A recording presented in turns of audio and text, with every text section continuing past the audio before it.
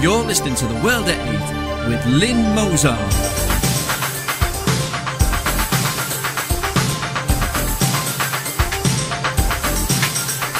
The World at 8, the number one in nationalist news. Highlights of the news today, Wednesday the 6th of March. Now we have Butlinski. UKIP's Friends of Palestine group claims Middle East wars same as Holocaust. New moves to tackle child sex abuse. Britain supplies Syrian rebels. More than 65% of Italian families are struggling. Spanish cities' ban on Islamic veils overturned. Anti-Islamist Australians pass out flyers against proposed halal Muslim-only housing enclave. Danish Muslims encouraged to join the holy war in Syria. Miami Imam guilty of terrorism for funding the Pakistani Taliban. Saudi cleric calls for continued Muslim suicide bombings in Israel. USA can't afford to jail illegal immigrants, yet sends $250 million to Egypt's Muslim Brotherhood. Priest shot at Tripoli church. Thought for the day, why do the Brits hate the Brits? And finally, a journey back to his roots.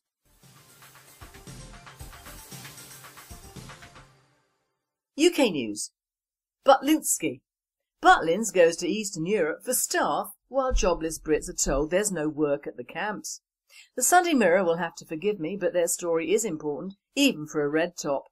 They report, Butlins hiring hundreds of foreign workers in recruitment drives throughout Eastern Europe while turning away unemployed Brits. The holiday firm is advertising for minimum wage staff in Poland, Hungary, the Czech Republic, Lithuania, Latvia and Slovakia rather than hire jobless locals at its flagship camps. Another based in Hungarian capital Budapest, recruiting for the Minehead and Bognor Regis resorts, claimed, Butlins has hundreds of Hungarian workers who we've put there. Now we are looking for more. But they are not looking for more in their own country, and there is no recruitment drive in Britain. And at Minehead, Somerset, jobless local Jamie Cooper, 18, reacted angrily when told of the Butlins camp foreign recruitment drive. The all-telling comment came from the job bank, based in Brasov, Romania, and told to one of the Mirror's team. British employers prefer Poles and Romanians because British workers have a drink problem and are lazy. They are unreliable because they don't want to work. A World Date writer states, say what you will, but this is something any government that cares about its people would put a stop to. Sadly, we no longer have a national government, just an ever-growing European behemoth that is intent on destroying the very fabric of our British culture and society. There is more on this article in today's Thought for Today. UKIP's Friends of Palestine group claims ongoing Middle East conflict is the same as the Holocaust. One side has state-sponsored terrorism and, yes, innocent bystanders. The other side is an embattled democracy in a region of totalitarian dictatorships or Islamist mafia-type governments. See, we can reduce things down too. Funny how our reduction isn't nearly half as offensive as that of the Friends of Palestine in UKIP group, which today posted a Facebook update stating, the genocide of the Palestinian people by the current Israeli government is no different to the genocide of the Jewish people by Nazi Germany. The statement comes hot on the heels of Liberal Democrat MP David Ward's statement that the suffering by the Jews has not transformed their views on how others should be treated. To claim that the Holocaust, which was the eradication and systematic extermination of an entire race of people, is somehow akin to a complex and drawn-out international dispute between various actors is not only highly offensive, but seeks to trivialise the Holocaust and misinform the organisation's members on the conflict. New moves to tackle child sex abuse. In the wake of the Jimmy Savile affair, no pun intended, police and prosecutors are to radically change their handling, or not handling, of the manner in which sex abuse victims and their allegations are investigated. Police and prosecutors are to set up a special panel to review historic sex abuse allegations in the wake of the Jimmy Savile scandal. The measure is part of a radical overhaul designed to reform the way in which child sexual abuse in particular is handled within the criminal justice system. The Director of Public Prosecutions, Keir Starmer QC, told Sky News that there needed to be a national consensus over the proper approach the authorities should adopt in the investigation and prosecution of sex offences. A World Date reporter comments, a national consensus, The police and prosecutors just need to do the job the public pays them to do, not the job their distorted masters lead them to. Britain supplies Syrian rebels. Britain is to supply armoured vehicles and body armour to Syrian opposition forces as it steps up efforts to end a humanitarian crisis of catastrophic proportions, William Hague has said. The Foreign Secretary said he had ordered more active efforts after securing a relaxation of an EU arms embargo to allow the provision of non-lethal military equipment to protect civilians. A nationalist spokesperson says, "Protect civilians, excuse me. Armoured vehicles and body armour are used by combatants, in this case the rebels. Civilians will not be protected by this cynical move."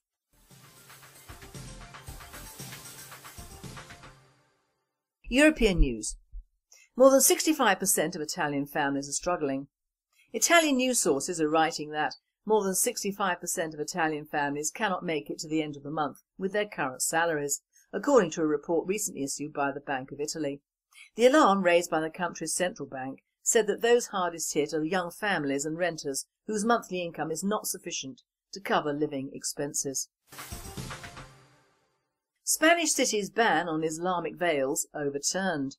Major news sources are reporting that the Spanish Supreme Court has overturned the banning of Islamic veils, face coverings in municipal buildings in the Catalonian town of Lleida. Lleida was the first Spanish town to impose such a ban and was quickly followed by Barcelona and other towns in Catalonia. A Muslim association, the Watani Liberty and Justice Association, appealed to the ban and it was briefly suspended by a regional court.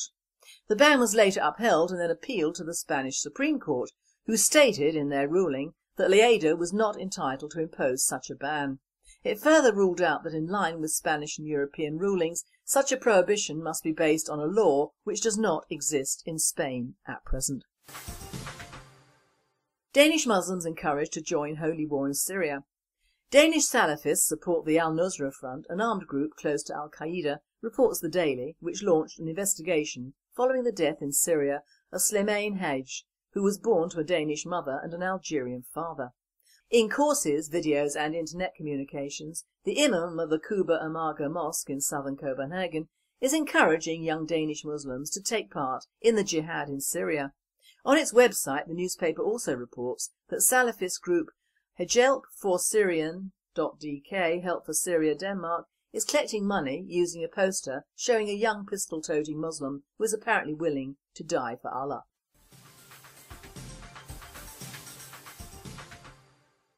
World news. Anti-Islamist Australians pass out flyers against proposed halal, Muslim-only housing enclave.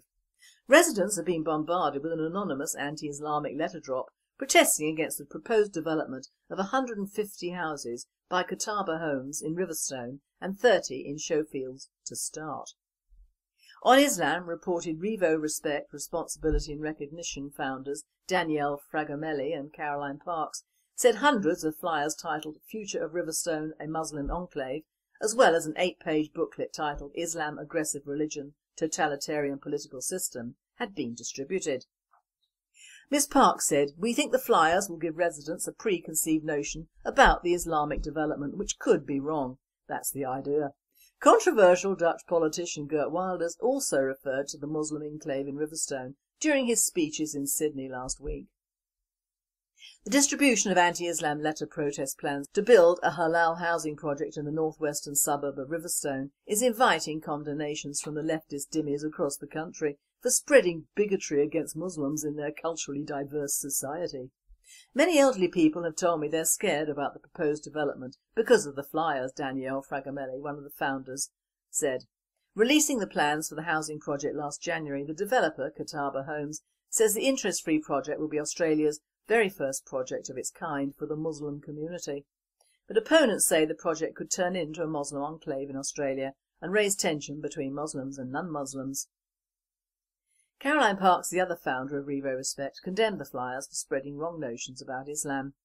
The project developer played down the impact of the flyers, rejecting the use of scaremongering tactics. "We're not worried about these anonymous flyers as we have had good discussions with the local Chamber of Commerce and a community group," Catawba Homes director Wajahat Rana said. "We are a business, not an Islamic organisation, and the people who are doing this are ignorant and trying to portray a bad reputation for Riverstone by using scaremongering tactics which will consequently have a poor economic outlook for Riverstone. Entitled Is Allah Like You, the pamphlets depict a Muslim man physically abusing a woman and a child and an Islamic elder condoning the violence as acceptable in his faith. Our World at 18 find it interesting that this story broke as anti-Islam leaflet incites tension in Australia's Daily Telegraph at Sydney on Friday, the 1st of March 2013. On Monday, the 4th of March 2013, the article is no longer available. The reasons given are: there's an error in the address or link you have entered in your browser, there's a technical issue and the page has not been properly published, the article was removed to comply with a legal order, it is an older article that has been removed from the site. Legal order or fear of Islam would seem the most likely, as we know it's not just we British who are subject to a biased media and government. Miami Imam guilty of terrorism for funding the Pakistani Taliban. A federal jury in the USA has found a Miami Muslim imam guilty on all 4 terrorism charges involving his financial support for the Pakistani Taliban, an enemy of the US and Western governments since 9/11. The Miami Herald reported Hafiz Khan, 77, one-time Muslim leader of the Flagler Mosque in Miami, showed no emotion as the 12 jurors delivered their verdicts following his 2-month trial, a subdued demeanour that contrasted with his feisty 4 days of testimony on the witness stand. Khan, who faces up to 15 years in prison, was convicted of a plot to send more than $50,000 to the Pakistani Taliban to help arm its violent mission against US interests overseas between 2008 and 2010. The prosecution did not need to prove that the Taliban actually received any of the money in order to finance its violent activities, only that Khan's phone conversations recorded by the FBI showed he wanted some of the funds to go to the US designated terrorist organisation. The imam's defence lawyer expressed disappointment after the verdict. "I feel for my client," Qurim Wahid told the Miami Herald. "He really believes he didn't do anything wrong. I believe he didn't do anything wrong." Thanks to Bare Naked Islam, who said, "Of course you don't. Funding jihadists is a requirement for all Muslims." Saudi cleric calls for continued Muslim suicide bombings in Israel.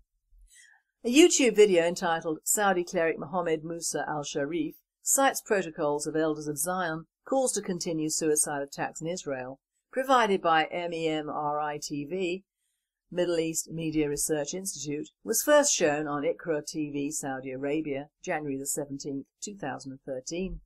In the video, Mohammed Musa al-Sharif also calls on all Muslim mothers to give birth to more sons so they can martyr themselves in suicide bombings in the land of the pigs and apes.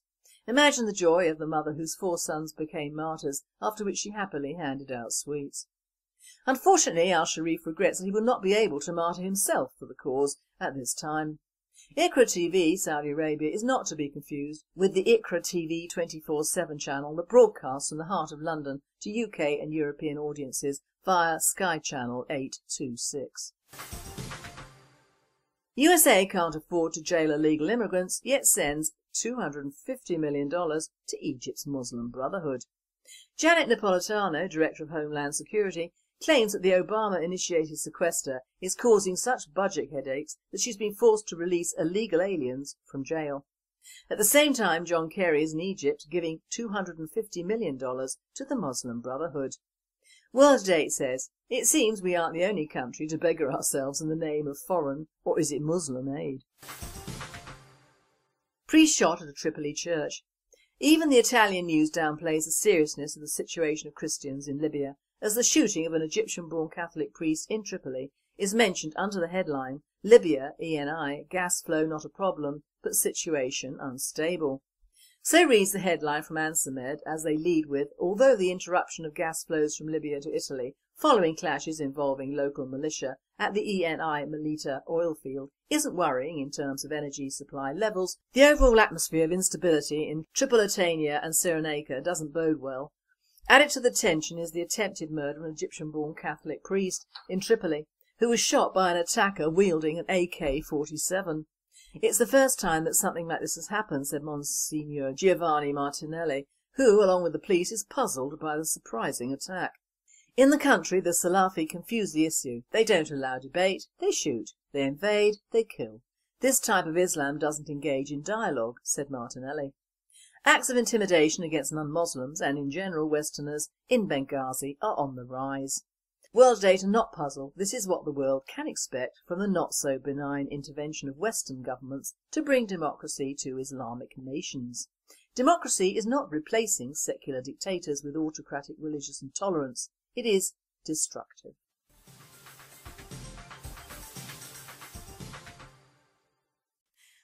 Thought for the day. Why do Brits hate Brits? I really never thought I would say this, but I've come to the conclusion that us Brits do not really like one another. I mean to say that we all expect the media, the establishment, corporations, banksters, councils and you name it, to despise the man in the street as being the chattering classes, but when it comes down to brass tacks, most of these institutions are manned by ordinary Brits like us. So ergo, Brits do not like Brits.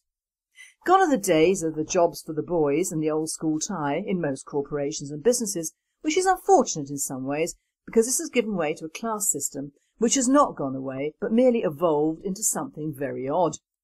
There's an almost Marxist attitude towards both the white working class and the white middle class workers of would-be employees, if you're lucky of course to either have a job or be interviewed for one. Gone are the days of a job for life, and those will never return.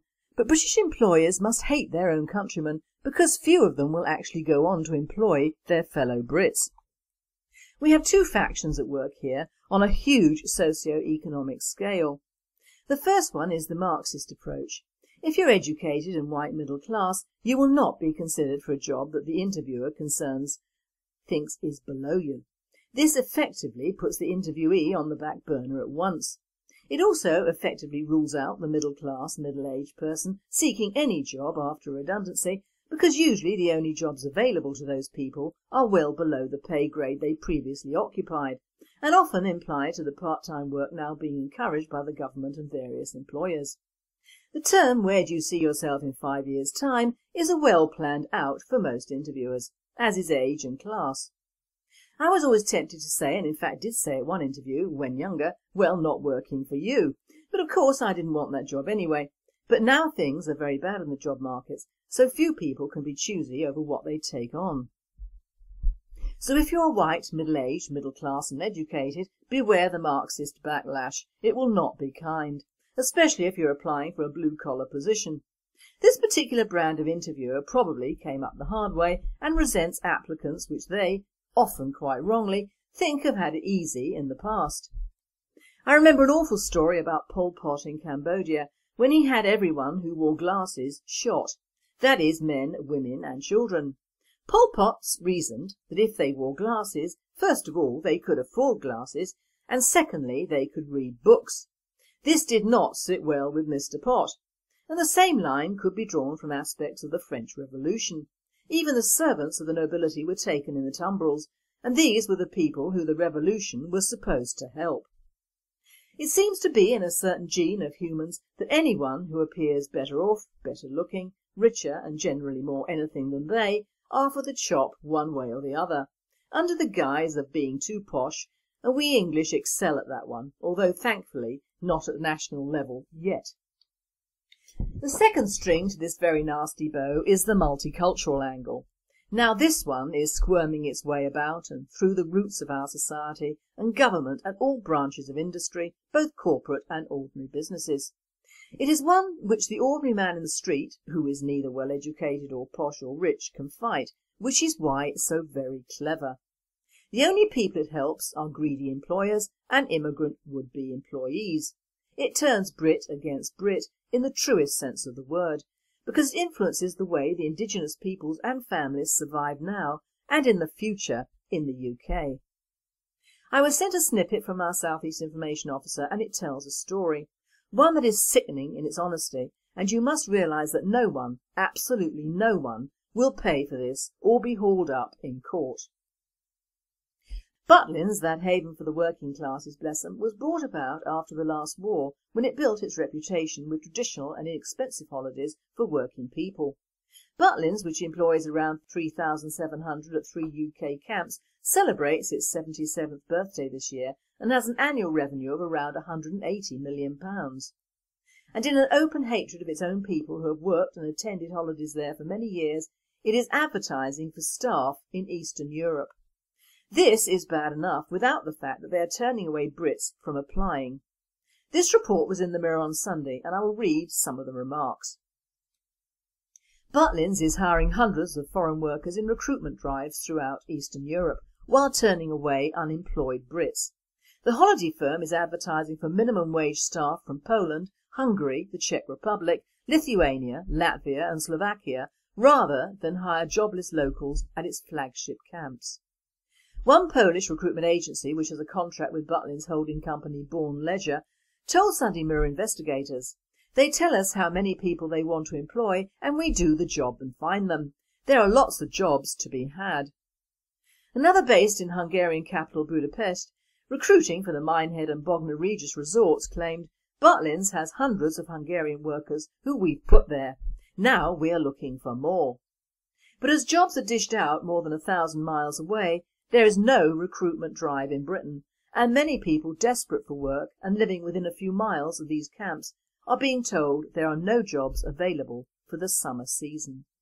Unemployed Zach Farrell, 19, who lives near the Skegness resort in Lincolnshire, said, "I have been unemployed for a year and have applied to Butlins for jobs 3 times in the last 9 months. They always say they're not recruiting at this time. I can't believe they would go out to Poland and recruit staff when there's so many young people desperate for work." Soon-to-be dad Zach added, "The town is full of young people who can't get a foot in the door. I need a job to provide for my family. It's outrageous they would take away that from local people by employing from abroad." At Minehead, Somerset, jobless Jamie Cooper, 18, reacted angrily when told of the Butlins camp's foreign recruitment drive. "I've just been to the job centre and they didn't mention jobs going at Butlins," he said. "Why aren't they advertising in the local job centre? It's ridiculous." A third recruitment agency, which could land a contract with Butlins next year when the EU floodgates open to Romanians and Bulgarian workers, believes it has the answer to that question. Job Bank, based in Brasov, Romania, claimed to one of the Mirror team, "British employers prefer Poles and Romanians because British workers have a drink problem and are lazy. They are unreliable because they don't want to work." Now personally, I think this is disgusting, and it is in fact racial hatred when you accuse one race, the Brits, of being drunk and unreliable. It's as simple as that, and it shows how a few remarks over a small section of our society can fall happily into the laps of greedy, stupid employers and even greedier employment agencies. Now, as a nationalist, I know, as you all know, there are amongst us who are not employable, either through addiction or one sort or another, or simply are not up to doing a day's work. All societies and countries have these people. It's part of the human condition. Or as George Orwell said, all pigs are equal, but some are more equal than others, or something along those lines. You cannot base an entire working population on those racist lines, because it is a statement over a race. So what do the Brits-hating Brits do? They go abroad for their workers, who apparently are just so much better than the Brits in all ways, don't drink and are on time. One answer to that could be the fact that most of these potential workers want to come to the UK anyway. Their own countries don't pay them money for children or support. Even if they only do 6 months' work in Butlins, decide it's below them, they know they can claim benefits and get their families into the UK on the spurious claims of summer working or whatever. Whilst our lazy Brits already living in the areas of these camps will have their benefits cut or reduced because they cannot get jobs that are not advertised for them. Who says we do not hate our own? The rumour of lazy drunken Brits has spread like wildfire because it feeds the multicultural ethno-cleansing in the workplace that is now occurring throughout this country. There are of course lazy drunken Brits, and the one thing I would comment on is that the Brits have not yet acquired the hungry aspect that many, if not all, of these Eastern Europeans have. You have to realise that all of these people come from countries which have been conquered and occupied by all and sundry over the centuries. Those lands have seen multiple famines and multiple governments and monarchs, Marxism, fascism, ethnic cleansings, dictators and rules and edicts that we thankfully in the UK have never seen. So many of the workers that will come have generations of hunger behind them, and anything, even working in Butlins, will suffice to get them to their promised land, the UK. Unlike many of our laid-back youth, they will attend the interview at the right time and be willing to work long and hard hours, whereas many of our youth, suckled at the breast of a second-rate university, will deem themselves too good for that and wait for the right job, which of course will never come up. These Eastern Europeans are a heaven-sent delight to greedy employers who'll work them to death. These people will have no rights and no recourse other than our benefit system when they leave. One must be grateful for the fact that Butlins does not have animals, because most of the cases of animal cruelty in circuses, farms and slaughterhouses are perpetrated by Eastern Europeans, to whom human life is cheap and animal life is cheaper. No, there is no excuse for this sort of advertising and bringing in what is virtually slave labour. It keeps the costs down because they'll get less than the minimum wage, which is slowly going down in the UK because of immigrant workers anyway. Some years ago, when my youngest son left uni and he lived in Banbury, he was applying for local jobs, and agencies then were buying up cheap housing and putting in Polish and Eastern European labourers and workers, which sent the local housing prices down as well as the local employment for local people. This is clearly a practice which has expanded and is seeking to expand the immigration problem we already have in this country. If we yell long and hard enough that we Brits are incapable of working and keep importing foreign labour, we are condemning ourselves and our children to miserable lives. The only way you get a portion of the population working is to give them work. It isn't rocket science or economics. You give them work which they have to do in order to live above the poverty line. If employers used our own labour and gave them the chance to hone their skills, instead of spending money and giving bribes to the governments of these Eastern Europeans, providing them with houses over here and leaving their future to our state finances, the job market would improve, and maybe we could bring back some manufacturing to our country instead of providing work for Asia. The Asian influence over here of Indian and Chinese takeaways that have for so long dominated our streets are growing at an unprecedented rate, with the increase in peoples from Nepal, Philippines, Thailand and more, all opening new food outlets. And these people all employ their own people, not the Brits, and they never have. We have made a bad transition from Luddites to PC illiterates. All those out-of-work Brits have mobiles, televisions, PCs, laptops, computer games, Xboxes and God knows what else, all manufactured in Asia. Most new housing, if any, is built with foreign labour. All of our old established shops have given way to large empty malls, all of which sell foreign-made goods. We Brits must hate Britain and other Brits in order for this state of affairs to grow over the last 30 years. How can our own people work in a climate of dislike for their own and an almost childlike acceptance of the fast-growing Eastern European and Asian inroads into our work base? If our own employers do not want Brits, how can we expect to expand or accommodate our working population with the ever-increasing closure of long-established retail shops and the gradual erosion of our high streets into third-world ghettos? And all the while, greedy British employers are fuelling the flames of our poverty by bringing in vast numbers of foreigners who will not only breed but cash in on our benefit system in the end, whilst of course sending all their money home to those relations in their own country.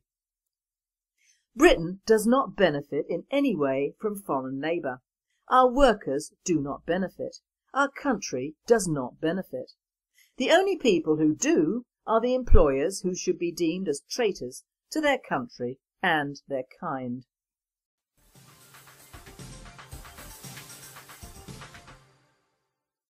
And finally, a journey back to his roots.